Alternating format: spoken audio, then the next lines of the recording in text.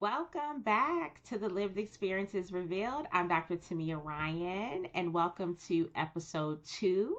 Today, we are talking about being stuck. Have you ever felt like you're stuck in a loop? You just keep kind of going round and round, or maybe you just feel like you can't get out of whatever situation that you're in. No matter what you try to do to change your life, you somehow end up right back in familiar territory. Today, we're going to talk about how you can really uncover something powerful, and that's the hidden patterns that actually keep us stuck, and more importantly, how you can break free from them.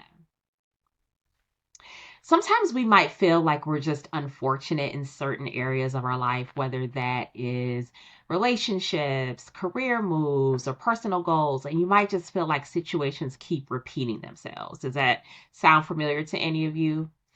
And I've been in that situation myself too, personally, where I just felt like I was stuck and I just wasn't sure what direction to go. But then, after doing some processing and self awareness, which you'll continually hear me talk about, I discovered that you can change, you can make that shift. And I also realized that those stuck points, those moments where I felt like I wasn't making any movement, they weren't actually coincidences. They were patterns.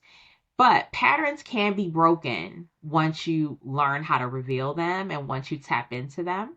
You can start back taking power over those patterns that happen. So let's break down patterns a little bit. I want to talk about how you can actually get some great revelations once you start to unreveal those patterns that are happening in your life. So, first, we need to talk about honestly what patterns really are. They're not just habits, okay? So sometimes we might feel like things that are happening in our life are just habits or they're just personality traits. They're just how I am. That's just the way life is. Patterns are actually more involved in that. They're thoughts that trigger, they're emotions that follow, there's actions that we take, and there's results that we create that form a pattern. What's really fascinating about patterns is that most of our patterns are really created as solutions to past problems. The issue is we're running these old solutions in situations where they're no longer valid and they no longer serve us. And again, as humans, we're always kind of sort of looking for that quick way to identify how to fix a problem. So we rely on our old stories to do that. So, for instance, perhaps you have a struggle with over preparation, right? You might really feel like you need to be perfect and you need to get everything exactly right. Okay, this happens to a lot of us, especially high achievers. What happens as a result of that is when you're looking towards that perfectionism, you actually start to procrastinate, right? Because you don't feel like it's right. You ever heard of paralysis by analysis? That's what happens when you are just looking for perfection in everything that you do. And it can actually create an insecurity. So identifying those patterns is really helpful. You'll also want to look at the trigger points. This is where it gets really interesting. Every pattern has a specific trigger point. Now, the trigger point might be a certain situation, it might be specific types of people, particular emotions, or moments in the process of decision making. So you'll want to look back and see what those trigger points are. Now, once you understand your triggers, that's when you can start gaining some ownership over patterns because now you're in the territory almost like a map where you can choose a different route. You don't have to fall back on that same pattern because remember, is it serving you? Is it valid? Is it a continued story that you want in your life? I want you to think about a time where you felt stuck in a situation. What happened right before that feeling? So just take a minute, think about a situation where you just felt stuck. You just weren't sure where to go. Maybe you just felt like you were again on that hamster wheel going round and round, or maybe you just felt like you were just stuck in glue. What were you feeling right before that moment? What emotion came up for you? These are the pattern triggers. And when you identify them, that's really your first step towards freedom. Now, I'm not promising that it's going to be easy, okay? It's going to take some work.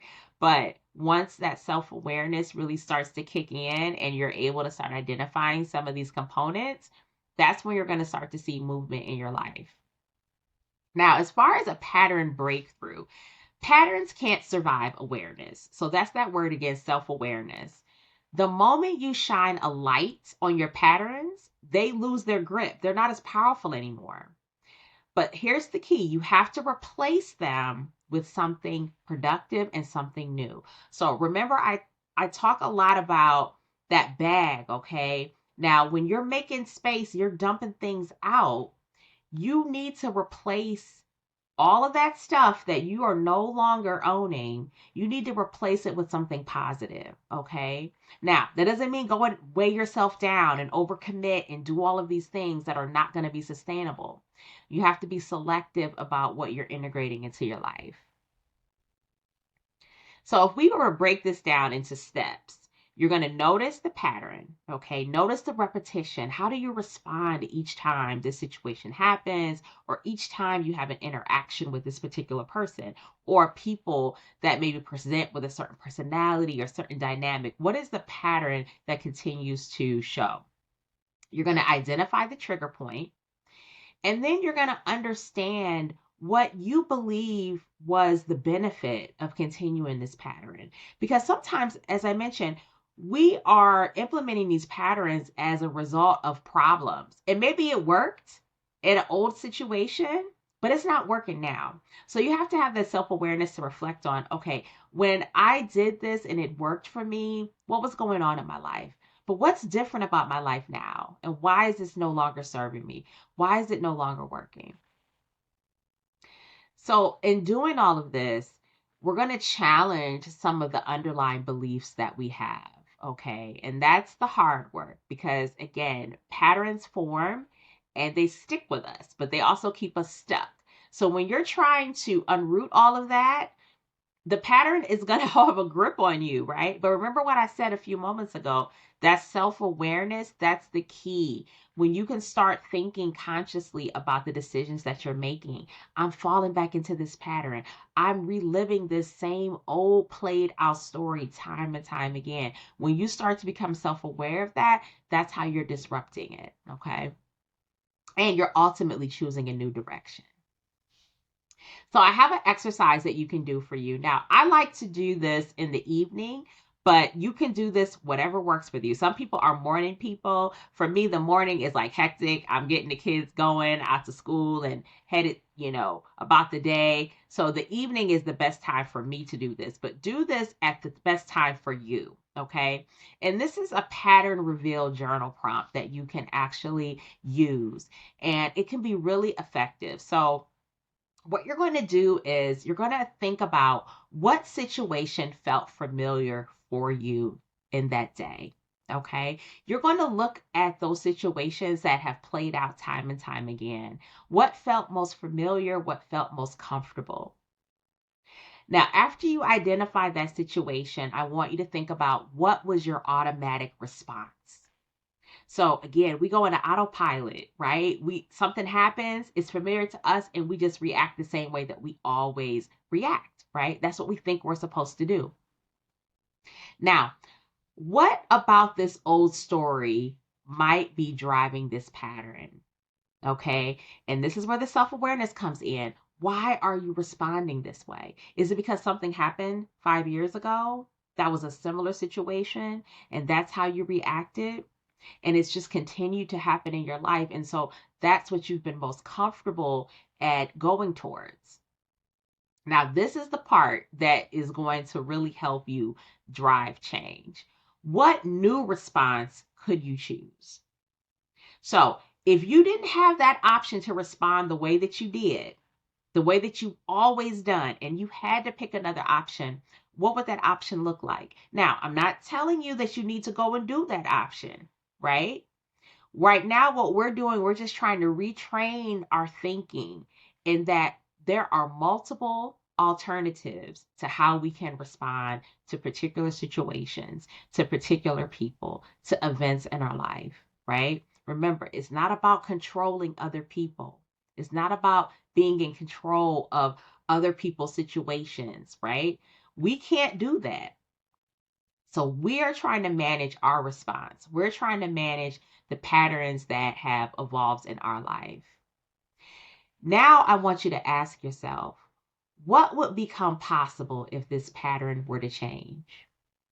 If you no longer had to respond in the way that you've always responded, what would life look like for you?